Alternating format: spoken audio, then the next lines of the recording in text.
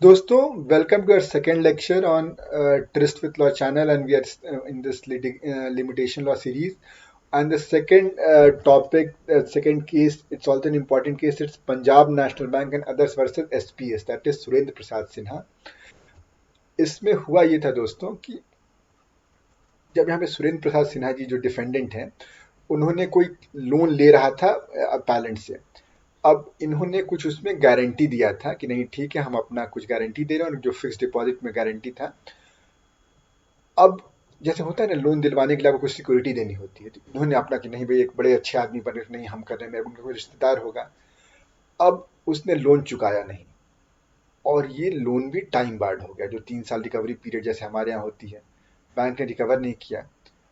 अब जब 3 साल बाद जब इनका मैच्योरिटी हुई फिक्स डिपॉजिट की, तो उसमें से उनके जो लोन लिया था, जिसके वो गारंटी दिए थे, उतना अमाउंट बैंक ने डिडक्ट कर लिया.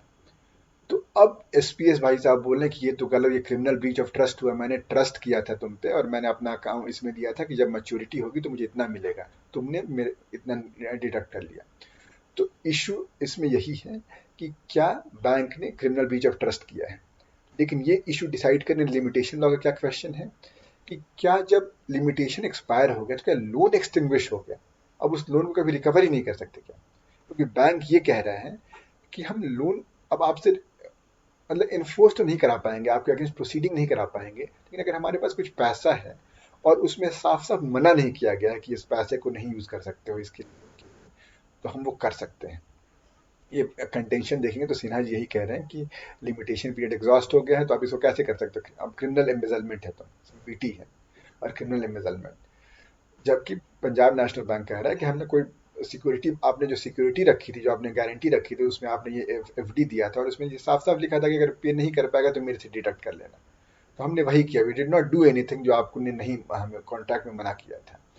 कोर्ट ने जजमेंट में यही कहा कि सेक्शन 3 ऑफ लिमिटेशन एक्ट जो है वो कहते हैं इट बार्स द रेमेडी, मतलब अब bank is left with no remedy, but it does not bar the right. उसकी राइट है, अभी भी लोन अभी भी मतलब कि एग्जिस्ट कर रहा है, तो इसलिए बैंक उसको रिकवर कर सकता है.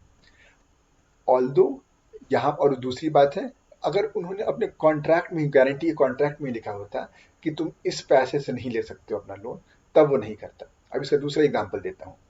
सपोज आपने मुझको सपोज मैंने आपको 2 चेक दिए हैं.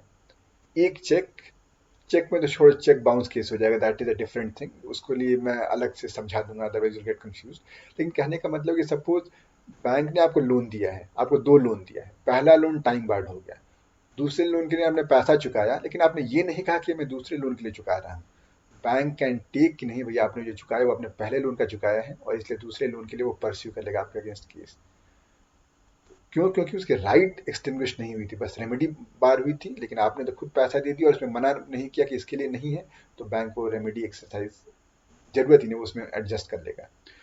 तो इसलिए अगर इसलिए रेमेडी टाइम बार्ड है, लेकिन right to recover debt still मतलब एग्जिस्ट करता है.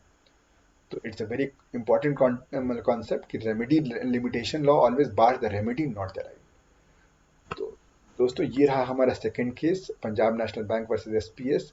आई होप आपको समझ में आया होगा. कोई दिक्कत, कोई परेशानी कमेंट सेक्शन में जरूर बताइएगा. मिलते हैं अगले वीडियो में एक नए केस के साथ. Till then let's continue with our tryst with law. Bye bye.